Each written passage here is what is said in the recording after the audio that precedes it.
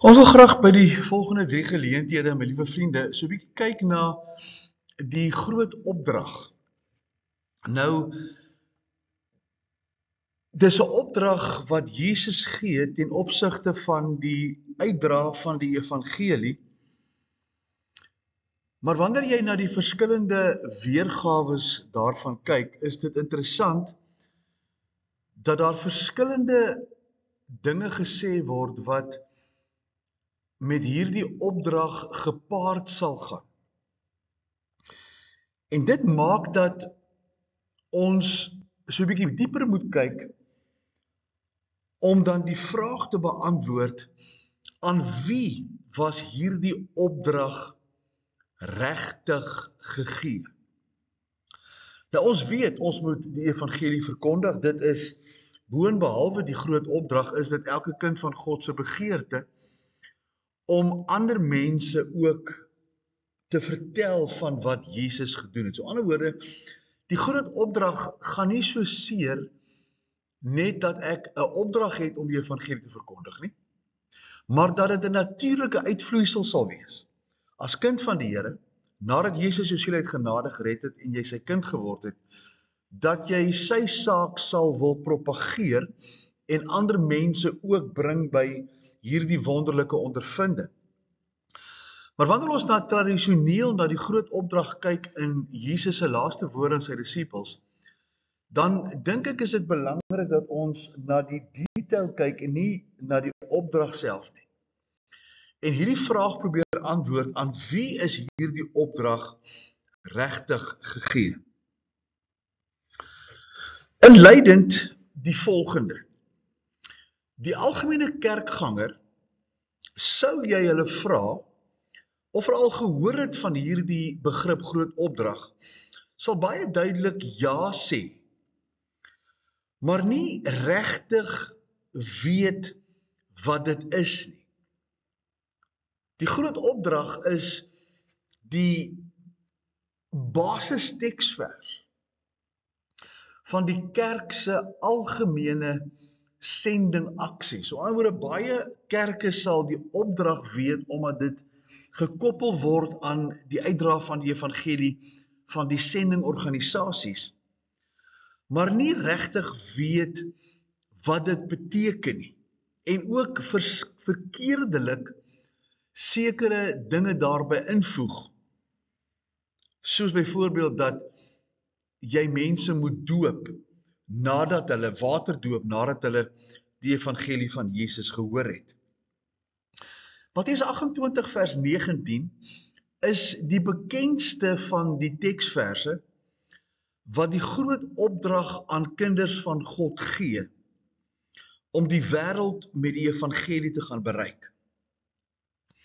Daar is in al 4 evangelies melding van hierdie opdrag wat Jesus aan sy disippels gee net voor sy hemelvaart.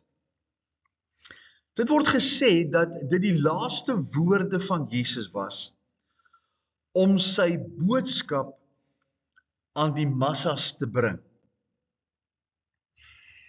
Nou die verhaal word vertel dat die oomblik toe Jesus in die hemel aankom na sy hemelvaart, wou almal by hom hoor hoe sy boodskap uitgedra sal word. Jesus se reaksie is dat hy 12 apostels agtergelaat het met die opdrag om te gaan en mense te bereik. Die engele wou toe weet of daar dalk nie 'n ander plan, 'n plan B is nie, indien die eerste plan sou misluk. Waarop Jesus gereageer het dat daar nie 'n ander plan is nie, aangesien mense moet bereik met God se goeie nuus. Die vraag is dan, indien hierdie opdrag vir die Nuwe Testamentiese kerk is, moet elke volgeling dit stiptelik nakom en gehoorsaam, want dis 'n opdrag van die uitdra van die evangelie.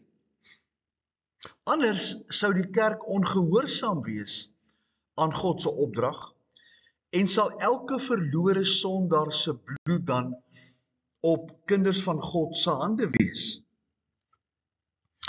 Daar's egter 'n paar struikelblokke. Indien die Bybelstudent al 5 aanbiedinge, die uit die evangelies en ook die Handelinge vertolking daarvan saam lees, is daar 'n paar struikelblokke wat ek dink ons by moet kyk of na moet kyk om dan die vraag te antwoord soos wat ons in die begin gesê het, vir wie was hierdie opdrag dan nou regtig gewees? Verder moet ons ook onderskeid tref tussen die 2 evangelie aanbiedinge wat aan die Jode gepreek was en wat daar in Paulus se evangeliebediening gelees en verkondig is. So aan die ander woorde, 2 verskillende evangelie aanbiedinge, een vir die Jode en een vir die nie-Jode. Paulus die apostels dan vir die Jode en die apostel Paulus dan sy evangelie aan die nie-Jode of dan algemeen die heidene. Ons vir die evangelie van die koninkryk wat aan die Jode alleen geadresseer was, waar Jesus gesê het, moenie gaan na die heidene toe nie, maar gaan na die huis van die verlore skape van Israel. So die evangelie van die koninkryk aan die Jode was 'n aardse koninkryk met 'n aardse koning. Paulus bied nie aan die nie-Jode hierdie aardse koninkryk nie. Maar hy bied aan die nie-Jode, die heidene, die evangelie van genade wat 'n geestelike koninkryk is. Jesus kom word koning van jou hart deur die inwoning van die Heilige Gees. Ons merk 'n baie duidelike onderskeid tussen die 2, aangesien beide aanbiedinge 2 verskillende vervullings het. Die evangelie van genade kom tot 'n einde by die wegraping van die Nuwe Testamentiese kerk of dan die bruid van Christus, die tyd van genade. Die evangelie van die koninkryk het die herstel van die volk Israel in gedagte met Jesus as 'n koning op die troon van Dawid in Jerusalem. So aan die ander woorde baie duidelike vervullingstye wat ons hier raak sien. Want ons lees in Matteus 24 vers 13 en 14, praat Jesus oor die tyd voor sy koms na die aarde en hy sê vir die disippels wat hom dan nou hierdie 3 vrae vra oor hoe sal dit lyk aan die einde en wanneer sal die tempel van in Jerusalem verwoes word. Gee 'n klompie tekens wat oorlog en pestsiektes en aardbewings en misleiding en al die goeters kom en dan sê hy, maar wie volhard tot die einde toe sal gered word. En hierdie evangelie van die koninkryk sal verkondig word in die hele wêreld tot 'n getuienis van al die nasies en dan sal die einde kom. So met ander woorde belangrik dat in hierdie tydperk waar die evangelie van die koninkryk verkondig word, sal die wat dit hoor moet volhard tot die einde toe om gered te word en dit sal aan die hele wêreld verkondig word tot 'n getuienis vir al die nasies en dan sal daar 'n einde wees.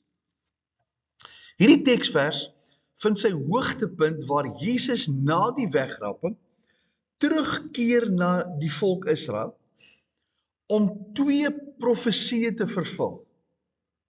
Die messiaanse belofte en die Daniël profesie van die 70 sewetalle. Jesus kom om koning te word en Jesus kom ook om volgens die profesie van Daniël 9 die laaste 490 jaar, die laaste 7 jaar daarvan, om dit te vervul, om Israel tot nasionale bekering te dwing, of te bring.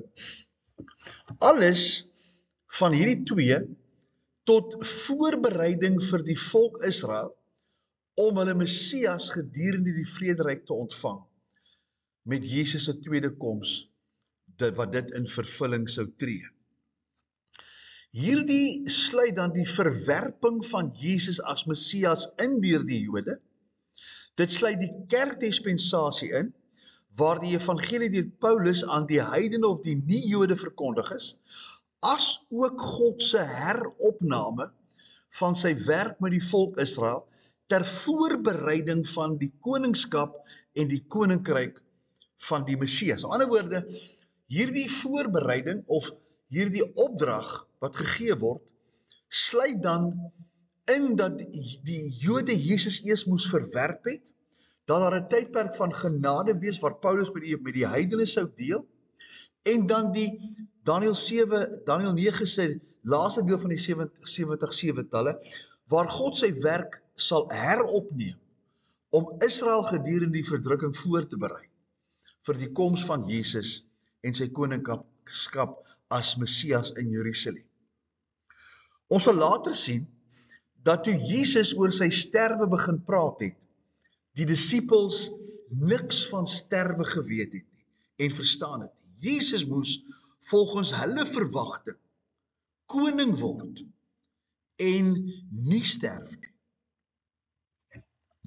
Die inhoud van die evangelie van die koninkryk het die hoor van die aanbieding, bekering tot die aanbieding deur die doop, as openbare erkenning van Jesus as Messias, waar die doop bedien geword het tot vergifnis van sondes. So die inhoud van die evangelie van die koninkryk het 'n aanbieding gehad, 'n reaksie gehad waar mense hulle moes bekeer, en dan 'n openbare aksie gehad waar hulle dan gedoop is, waarin die openbaar Jesus as Messias aanvaar het, omdat die Jode Jesus by sy kruisiging verwerp het. Moes die Jode na die kruisiging en na die hemelvaart deur die evangelie van die koninkryk te aanvaar, tot bekering kom, loskom uit die Judaïsiese godsdienst, in die openbaar gedoop word deur Jesus te erken as Messias. En daardie doop sou die proses van vergifnis van sondes sou inlei en verwesenlik. Ons wil dan met hierdie aanbieding fokus op wat gesê en wat nie gesê is met die groot opdrag nie, omdat doop nêrens in die Bybel sondevergifnis in die kerkdispensasie van genade 'n rol speel. Maar wat word gesê met hierdie opdrag en wat word nie gesê met hierdie opdrag? Nou 'n gesonde manier met skrifgedeeltes om met skrifgedeeltes om te gaan, is om die volgende vraag te vra om onderskeid te tref. Wat word gesê? Aan wie word dit gesê? Wanneer is dit gesê? Waar is dit gesê? Waarom is dit gesê? Alles binne die konteks van die gedeelte. Wat, aan wie, wanneer, waar en waarom. En dit sal die konteks van die gedeelte dan bepaal en uitbrei. Kom ons begin by die verskillende aanbiedings van die groot opdrag. Nou, ek wil graag 'n eerste opmerking maak. 'n belangrike of die belangrikste punt om jy weg te spring is dat die kerk, sowel as die verborgenheid van Paulus se aanbieding aan die nie-Jode, nog nie bestaan het toe die groot opdrag aan die disippels gegee het. Dis belangrik dat die Nuwe Testamentiese kerk die verborgenheid van Paulus se evangelie van genade aan die nie-Jode nog nie in gesê is of bestaan het toe hierdie opdrag van Jesus voor sy hemelvaart aan die disippels gegee is nie. Die opdrag kom net voor Jesus se hemelvaart. Die Heilige Gees word 10 dae later uitgestort en die eerste 8 hoofstukke van die Handelingeboek is die evangelie aanbieding uitsluitlik aan die Jode gerig. Ek wil graag 'n tydlyn aan u voorhou, wat hierdie eerste opmerking so bietjie verduidelik. Die tydlyn sien ons nou in die swart lyn met die oranje streep, waar ons baie duidelik die Ou Testament sien, en dan die bediening van die Nuwe Testament, of dan die bediening van die Here Jesus, die geboorte van Jesus aan die einde van die Ou Testament, die roeping van die 12 disippels, en dan Jesus se aardse bediening van ongeveer 3,5 jaar totdat hy sterf. Hy sterwe aan die kruis toe die Jode hom verwerp, en hy staan op en vir 40 dae daarna preek Jesus en verduidelik hy aan die disippels hierdie belangrike konsep van die eerste aanbieding van die evangelie wat aan die Jode gegee is, dat hy koning moes word om die belofte wat aan Abraham en Dawid gemaak is te vervul. Maar dat sy eerste koms nie sy koningskap in gedagte het nie. Dan sien ons hom weggevoer word met die hemelvaart, 10 dae later die uitstorting van die Heilige Gees, die eerste 8 hoofstukke van die apostel van Handelinge, en dan Handelinge 9 waar die apostel Paulus tot bekering kom en aan hom die evangelie van genade aangebied word, wat dan aan nie-Jode verkondig is, wat ten einde sal loop met die wegrap. Daar dan 'n tydperk van verdrukking sal plaasvind, waar hy dan aan die einde verdrukking sal Jesus kom, om dan vir Israel 'n koninkryk van vrede, 'n fisiese, letterlike 1000 jaar op aarde sal instel, waar hy vir hulle koning sal word. Nou is die vraag, waar was die groot opdrag gegee? En baie duidelik sal u sien dat die groot opdrag gegee is net voor die hemelvaart van Jesus. So in ander woorde, Paulus is nog 'n fariseer, hy is nog 'n deel van die fariseërs wat later briewe by die skrifgeleerdes sal kry, die Sanhedrin sal kry om die uitvloeisel van die Nuwe Testamentiese kerk, waar die Jode tot bekering kom om hulle te boei en te vervolg, en dan hoe God hom in Handelinge 9 in die hande kry en aan hom die evangelie van genade aan die heidene toevertrou het om die evangelie na die nie-Jode te gaan van Handelinge 9 af en verder. Maar dis baie vinnig 'n tydlyn om bostaande wat ons daaroor gepraat het te verduidelik. Die vraag is nou, wie is die geadresseerdes van hierdie opdrag? Ek lees vir jou Matteus 28 wat die groot opdrag net vers 16 en 17 vooraf gaan. En die 11 disippels het na Galilea gegaan, na die berg waar Jesus hulle bestel het. En toe hulle hom sien, het hulle hom aanbid, maar sommige het getwyfel. Toe Jesus opstaan, toe stuur hy hierdie opdrag aan die vroue en aan Petrus en aan Johannes wat by die graf was, en sê vir hulle, gaan sê vir my disippels dat ek julle by mekaar wil hê.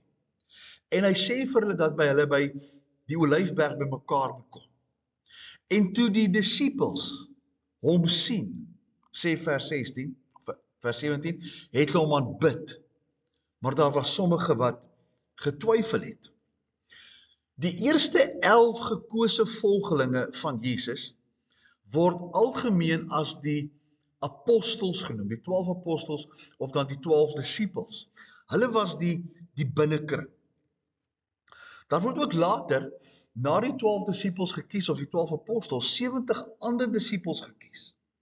Maar die opdrag van Matteus 28 is gerig aan die oorspronklike 12 gekose disippels, waarin ook die apostels genoem was.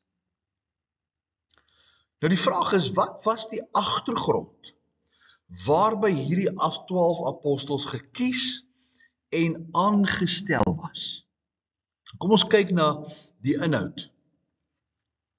Matteus 19 vers 27 bring Jesus aan hierdie apostels die eerste keer in aanraking met die inhoud van die koninkryk.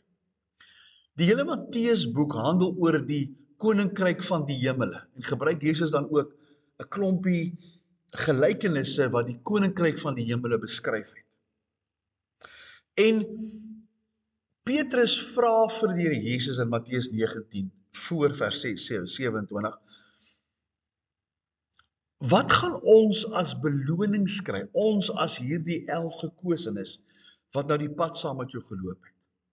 Daarop antwoord Petrus en sê vir hom, kyk, ons het alles verlaat en u gevolg. Wat sal daar dan vir ons wees? So, aan die ander woorde, Matteus 19 se eerste gedeelte, kom die disippels agter dat Jesus is besig om te praat oor sy sterwe en oor die pad en die plan wat hy het. En Petrus vra vir hom, ons het alles gelos, ons het u gevolg, wat sal daar vir ons wees?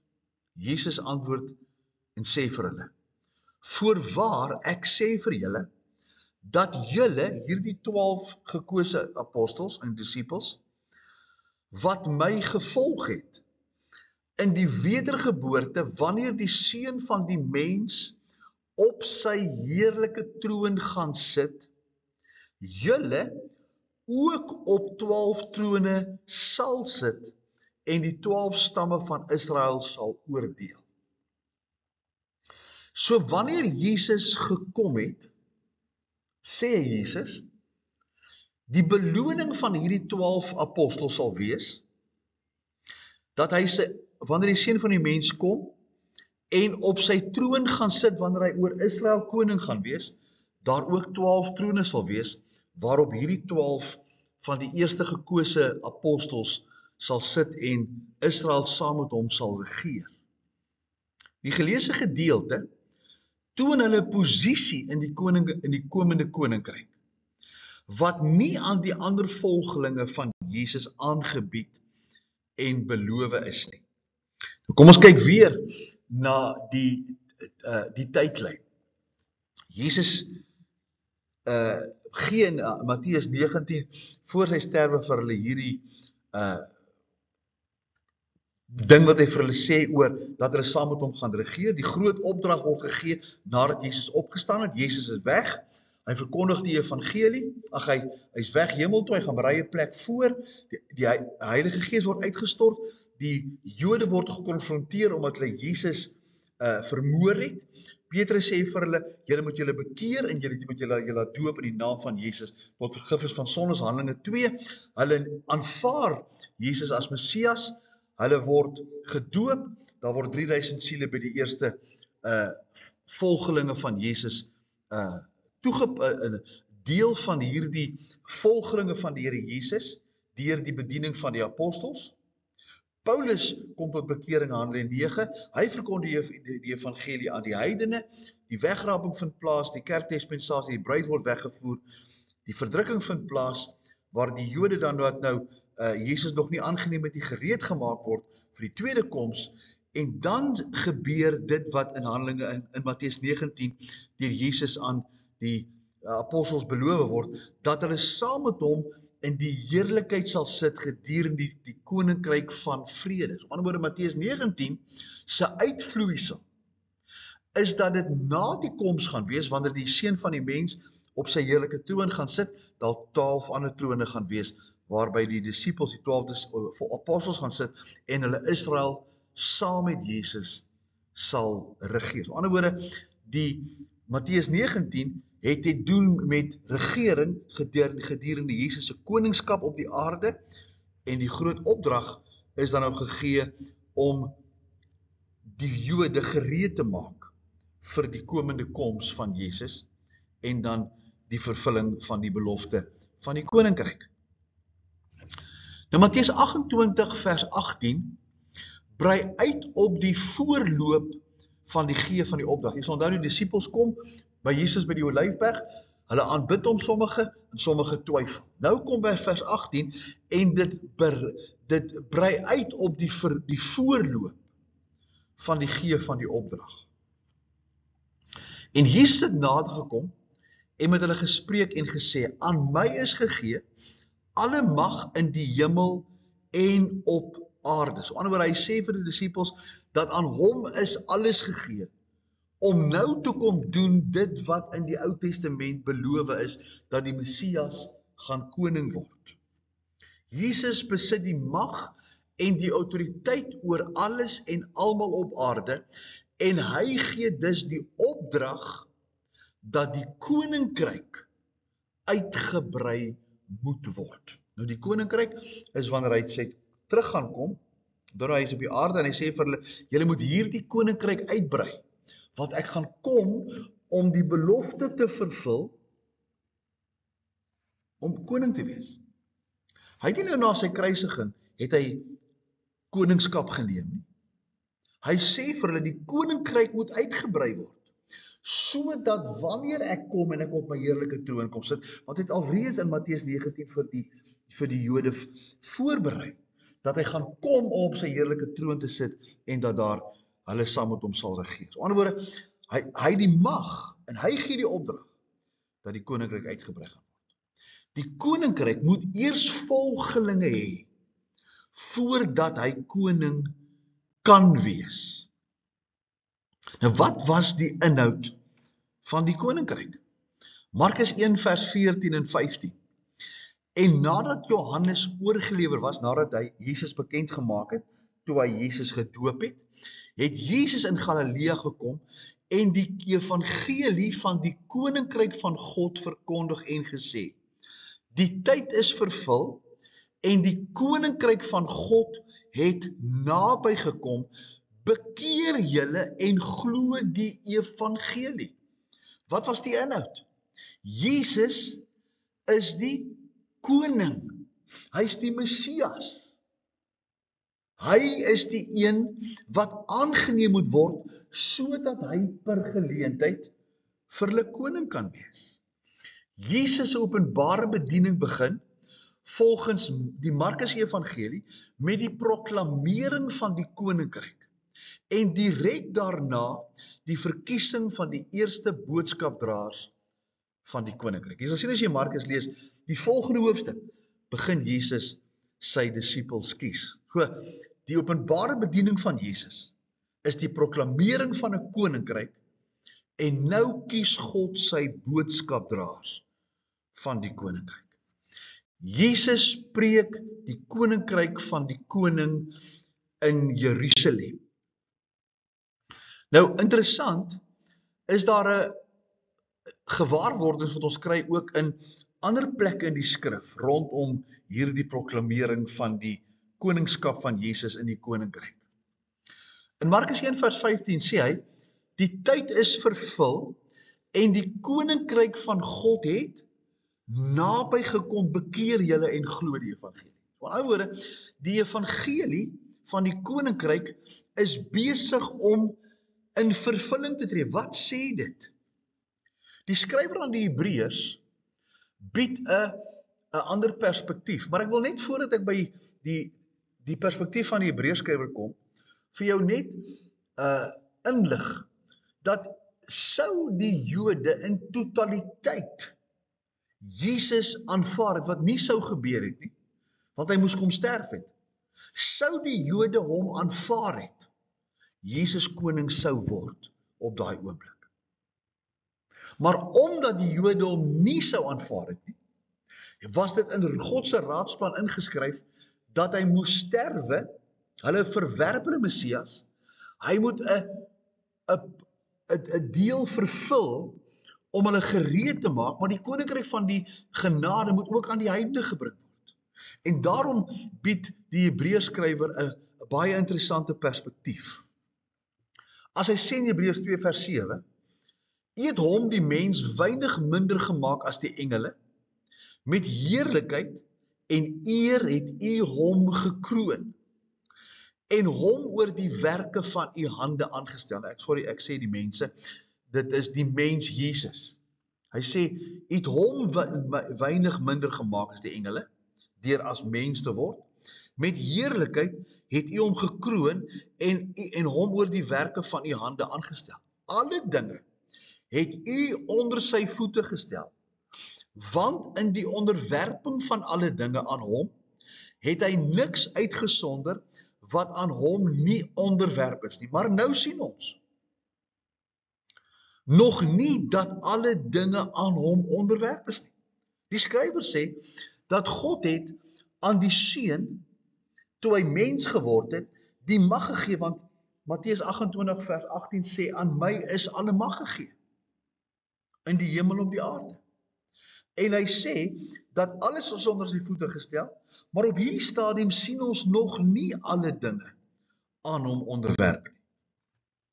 Vers 9, maar ons sien hom, naamlik Jesus, wat vir 'n kort tydjie minder as die engele gemaak is, vanweë die lyde van sy dood, met heerlikheid en eer gekroon. Aan die ander woorde, hy kom sterwe as mens, hy's minder as die engele gemaak, ten opsigte van sy lyde en sy dood, maar hy's met heerlikheid en eer gekroon, sodat hy deur die genade van God vir elkeen die dood sou maak, sodat mense hom kon aanvaar as God en as koning. Vir die Jode 'n aardse koning, wat hulle geestelike koning sal wees, en hulle aardse koning sal wees, en vir die heidene, wat hulle geestelike koning sal wees. Aan die Hebreërs, die Jode, beklemtoon die skrywer, dat die koninkryk nog nie gekom het nie, aangesien alles nog nie aan hom onderworpe is nie. Die koning is gesalf om koning te wees, maar die koning het nog nie sy gesag opgeneem en dit begin uitoefen nie. Omdat die koninkryk verkondig moes wees, sodat die koninkryks onderdane kan hê, waaroor die koning kan heers, want die koninkryk is aan Israel beloof. Kom ons kyk na die orde van gebeure. In 1 Korintiërs 15 vers 20 skryf die apostel Paulus en sê, maar nou Christus is opgewek uit die dode, en hy het die eersteling geword van die wat ontslaap het. Want aangesien die dood deur een mens is die opstanding van die dode ook deur 'n mens. Want soos hulle almal in Adam sterwe, so sal hulle ook almal in Christus lewend gemaak word. Maar elkeen in sy eie orde, as eersteling Christus, daarna die wat aan Christus behoort by sy koms, daarna kom die heidene, wanneer hy die koninkryk aan God die Vader oorgee, as hy alle heerskappy en alle gesag en mag vernietig het. Want hy moet as koning heers, totdat hy al sy vyande aan sy voete onder sy voete gestel het. Die laaste vyand wat vernietig word, is die dood. Aan die ander woorde, Jesus sê die orde, Paulus sê die orde is, hy het opgestaan as eersteling, ons het almal in Adam gesterf, ons staan almal in Christus op in 'n nuwe lewe. Maar hy is die eerste. Dan hulle wat in Christus gesterf het, die Nuwe Testamentiese kerk by die wegraping, daarna kom die einde. Na dit, wanneer hy die heerskappy en die dood en alles oorwin het, en die dood en as vyand, die laaste vyand aan hom onderwerp is, dan heers hy as koning vir ewig. Indien die koninkryk nog nie daar is nie, gedurende die tyd van die apostels, en die genade dispensasie wat aan die nie-Jode, aan die heidene gepreek was, wat preek die apostels dan? Met ander woorde, indien die koninkryk nog nie daar is nie, want die Hebreërskrywer sê so, die apostel Paulus sê so, en die tyd van die apostels en die genade dispensasie nog nie 'n einde het nie, wat moes die apostels dan, die 12 apostels preek? Die koninkryk kan dus nie bevorder word gedurende enige ander dispensasie as 'n tyd na die wegraping. waar die evangelie van die koninkryk, Matteus 24 vers 14, nie verkondig sal word nie. Met ander woorde, die koninkryk kan op geen ander tyd bevorder word, as wanneer die koninkryk van die evangelie in Matteus 24 vers 14 verkondig word. So die tydperk waar die evangelie van die koninkryk verkondig word, sal dus na die wegraping wees. En dit is dit wat gepreek sal word. Jesus moet bekend gemaak word, dat die mense hom as koning van hulle lewens sal aanneem, sodat hy sy posisie eenmaal kan opneem, om as 'n aardse koning vir die Joodse volk te wees gedurende die vrederyk na sy tweede koms. Kom ons kyk na God se plan met Israel en met die heidene. In Genesis 12 gee God aan Abraham hierdie belofte. En die Here het aan Abraham gesê, gaan uit jou land, en uit jou familie, en uit jou vader se huis, na 'n land wat ek jou sal wys. En ek sal jou 'n groot nasie maak, en jou seën, en jou naam so groot maak, dat jy 'n seën sal wees. En ek sal seën diegene wat jou seën, en hom vervloek wat jou vervloek. En in jou sal al die geslagte, Jode en nie-Jode, van die aarde geseënd wees. God roep 'n man, Abraham, 'n heiden, as die begin van die volk Israel, wat na ander nasies moet gaan, en vir hulle 'n voorbeeld moet wees. Op 'n ander woorde, hy roep 'n gewone man, wat nie die volk is, want omdat die volk Israel hoef nie bestaan nie. Hy roep 'n man, 'n heiden, uit die nasies, om sy volk te begin, sodat hierdie volk na die ander nasies toe kan gaan, en vir hulle 'n voorbeeld wees. Die opdrag se oorsprong was die Jode na die nasies. Leer hulle van die koninkryk en van die koning. Matteus 24 vers 44. Dit is die woorde wat ek met julle gespreek het toe ek nog by julle was. Jesus sê dis nou voor sy hemelvaart. Dat alles wat van oor my geskryf is in die wet van Moses en die profete en die psalms vervul moet word. Toe open hy hulle verstand om die skrifte te verstaan. En hy sê vir hulle, so is dit geskrywe, en so moes die Christus ly, en op die derde dag uit die dode opstaan, en bekering en vergifnis van sondes in sy naam verkondig word aan al die nasies van Jerusalem af en verder. En julle is getuies van hierdie dinge. En kyk, ek stuur die belofte van my Vader op julle, maar julle moet in die stad Jerusalem bly, totdat julle toegerus is met krag uit die hoogte. Aan wie is hierdie opdrag gegee? Dis nog voor Pinksterdag. Hy sê vir die Jode, julle moet hom as Messias aanvaar, dat hy moes sterwe en opstaan, en vergifnis van sondes moet julle verkondig aan al die nasies, van Jerusalem af en verder. Julle is getuies. Ek stuur die belofte by Pinksterdag, maar julle moet bly in Jerusalem, totdat julle, die Jode, die apostels toegerus is. Handelinge 1 vers 6, die wat bymekaar gekom het, dis nou net voor sy hemelvaart, vra hom en sê, Here, gaan nie in hierdie tyd die koninkryk van Israel oprig? Gaan nie nou nadat hy gesterf en opstaan, gaan nie nou koning word? Gaan ons nou 12 trone kry, Matteus 19, en die volk Israel regeer? Gaan nie nou die koninkryk oprig? En hy antwoord hulle, dit kom julle nie toe om die tye en die geleenthede te weet, wat die Vader deur sy eie mag bepaal het nie. Maar julle sal krag ontvang, wanneer die Heilige Gees oor julle kom, en julle sal my getuies wees in Jerusalem, sowel as in Judea, Samaria, en tot aan die uiterste van die aarde. En daarna is hy opgeneem. So met ander woorde, hierdie opdrag, en selfs die verwagting, Handelinge 1 vers 6, nog voor die uitstorting van die Heilige Gees, nog voor Petrus se preek in Handelinge 2 op Pinksterdag, sê Jesus vir die Jode, ek gaan nie koning word nie, dis nie vir julle belangrik nou nie, julle gaan krag ontvang en julle gaan my getuies wees.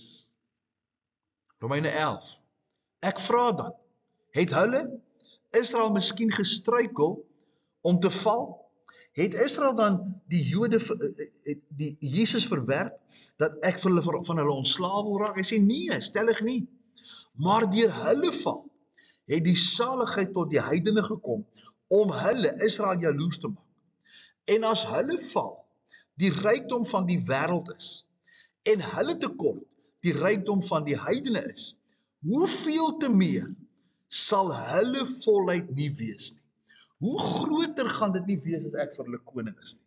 Want hulle moes val, sodat die heidene die evangelie kan hoor. En as hulle val, die rykdom van die heidene is om die evangelie te hoor, hoe groot gaan God nie hierdie volk herstel en seën, om dan die heerlikheid van Jesus as koning te beleef nie. Markus se opdrag is, gaan, terwyl Lukas se opdrag is, wag in Jerusalem vir krag uit die hoogte. Aan die ander woorde, Markus sê, gaan en verkondig. Markus sê, wag vir krag en gaan dan. Wanneer ons die 4 evangeliese opdrag kombineer, sal die volgorde die volgende wees. Wag, begin met in Jerusalem die evangelie te verkondig, gaan dan na Judea, Samaria en tot aan die uiterste van die aarde deur die krag van die uitgestorte Heilige Gees, maar die opdrag is vir die Jode gegee. Markus 10 vers 5. Jesus het hierdie 12 uitgestuur en hulle bevel gegee en gesê, moenie gaan op die pad van die heidene nie, en moenie ingaan in die stad van die Samaritane nie, maar gaan liewer na die verlore skape van die huis van Israel, en gaan preek en sê, die koninkryk van die hemele het naby gekom. Maak siekes gesond, reinig malaatses, wek dooies op, dryf duiwels uit. Julle het verniet ontvang, verniet moet julle dit gee. Aan die ander woorde, dit is belangrik dat ons moet kyk na wat gesê word by die opdrag, dat hulle moet dooies opwek, hulle moet duiwels uitdryf, hulle moet siekes gesond maak, hulle moet die koninkryk verkondig, want dit is aan julle gegee en julle moet dit uitdra. Johannes 14 vers 25 is Jesus se toerusting van die Gees. Dit het ek tot julle gespreek terwyl ek by julle bly. Maar die trooster, die Heilige Gees, wat die Vader in my naam sal stuur, hy sal julle alles leer en sal julle herinner aan alles wat ek gesê het. Hierdie opdrag en hierdie toerusting is aan die Jode gegee. En dit word later deur die apostel Paulus aan die heidene oorgedra. Matteus 28 vers 19 sê, gaan dan heen, maak disippels van al die nasies en doop hulle in die naam van die Vader en die Seun en die Heilige Gees en leer hulle om alles te onderhou wat ek julle beveel het. Leer hulle, nou die vraag is, wat moes hulle leer? Ons gaan volgende keer, gaan ons by deel 2 so bietjie meer in detail hierna kyk. Maar kom ons kyk dan net nou ten slotte terwyl ons afsluit. Nou waar pas hierdie op die tydlyn in? Hierdie opdrag van die apostels en Jesus se aardse bediening, hierdie Johannes 14, 15 en 16, het gebeur voor Jesus se kruisiging. En die opdrag is, dat hierdie opdrag moet vir die Jode gegee word in die tyd waar God weer met die Jode werk. Want daar gaan 'n tyd kom dat die Jode Jesus gaan verwerp. Die evangelie gaan na die heidene toe. Die tydperk van die heidene stop by die wegraping. En dan keer God terug. Daniël 9 vers 24 tot 27, om die Jode gereed te maak in die verdrukking vir sy tweede koms, sodat hy vir hulle koning kan wees. So aan die ander woorde, die opdrag en die toerusting van die Heilige Gees sal vir die Jode wees om gedurende die verdrukkingstyd die evangelie van die koninkryk te verkondig, Matteus 24 vers 14, en dan sal die einde kom. Ons gaan hier afsluit en ons gaan hier stop vir nou, en ons sal dan by 'n volgende geleentheid so bietjie meer en verder hieroor praat.